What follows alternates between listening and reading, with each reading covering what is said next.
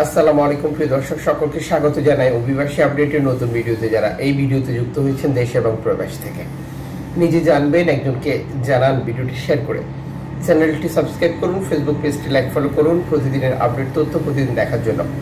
June মাসের 9 তারিখ আপনি কোন দেশ থেকে এই ভিডিওতে যুক্ত হয়েছেন কমেন্টস করুন, ইনশাআল্লাহ আপনার কমেন্টসের রিপ্লাই করবো আমরা। লিবিয়া থেকে ইতালি ধারাবাহিক গেম বৃদ্ধি পেয়েছে, যা আগের প্রতিবেদনগুলোতেও জানিয়েছিলাম। যার মূল কারণ হচ্ছে যে ইতালিতে আসলে এখন আর লিবিয়াতে পাঠানো বা আলবেনিয়াতে পাঠিয়ে দেশে পাঠানোর প্রক্রিয়াটি আপাতত স্থগিত রয়েছে, যেটি ইউরোপীয় কমিশনের সিদ্ধান্তের উপর নির্ভর করছে।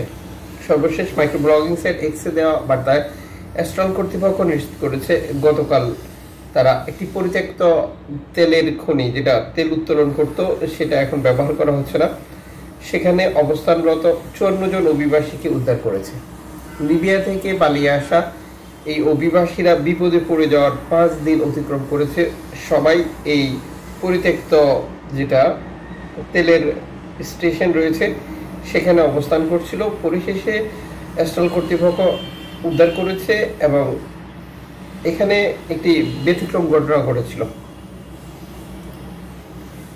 যেখানে বলা হয়েছে যে একজন নারী একটি সন্তান জন্ম দিয়েছেন এই এটা পরিত্যক্ত পেট্রোল পাম্প, এই দুঃখিত তেল উত্তোলন কেন্দ্রটিতে 5 দিন আটকা ছিল। বুঝতে পারছেন যে যারা ইউরোপে বা ইতালিতে প্রবেশ করবে, এরপর এই সন্তানের জন্ম নেবে বা জন্ম হবে, এই ভাবনাতে ছিল তাদের স্বপ্ন কিভাবে একটি ভিন্ন রকম পরিস্থিতি তৈরি করেছে।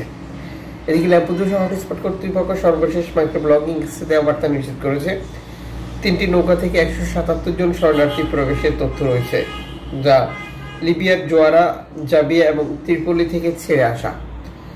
পোর্ট অথরিটি অফ গার্ডিয়া ডি ফিরেঞ্জা এর পেট্রোল বোট দ্বারা উদ্ধার করা হয়েছে, যেখানে বাংলাদেশ, সুদান, মিশর, পাকিস্তান, সোমালিয়া, গাম্বিয়া, গিনি সহ আরও বিভিন্ন দেশের অভিবাসী ছিল।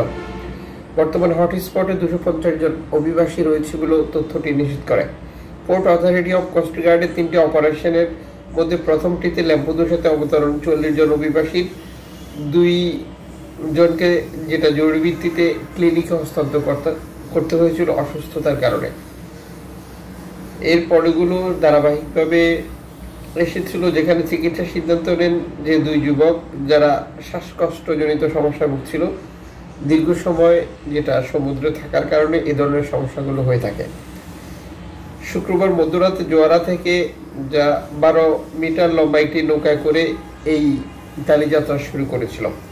তথ্য অনুযায়ী অভিবাসীরা তাদের মাতৃভূমি থেকে আসার যাত্রা তথাকথিত, যেটা প্রতিটি অভিবাসীকে 5600 ইউরো পর্যন্ত লোকসান গুনতে হয়েছে বা খরচ করতে হয়েছে এই পথ পর্যন্ত আসতে।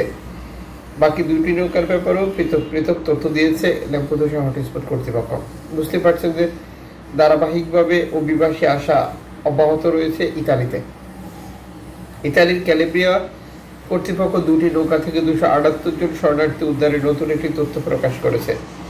এই প্রতিবেদনে বলা হয়েছে যে প্রদেশের মধ্যে অভিবাসীদের অভ্যর্থনা জানানো হয়েছে, যারা রাতে এসেছিল। অভিবাসীদের উদ্ধার করার পর নিরাপদ স্থানে হস্তান্তর করা হয়েছে, যা সর্বশেষ তথ্য অনুযায়ী। যখন একটি জরুরি ফোন কল আসে অভিবাসীদেরকে উদ্ধার করার জন্য, তখন রেড ক্রিসেন্ট সোসাইটি এবং উদ্ধারকৃত অভিবাসীদের সহযোগিতার জন্য গার্ডিয়া ডি ফিরেঞ্জা পেট্রোল পাম্পের যে দুঃখিত লোকজনও কাজ করেছিল, যেখানে বলা হয়েছে যে বাংলাদেশ, পাকিস্তান, মিশর, সুদান থেকে এই অভিবাসীরা এসেছে। বুঝতে পারছেন যে সবগুলো নৌকাতেই বাংলাদেশি অবস্থান, আর রেকর্ড সংখ্যক বাংলাদেশি ইতালিতে প্রবেশ করতে সক্ষম হয়েছে।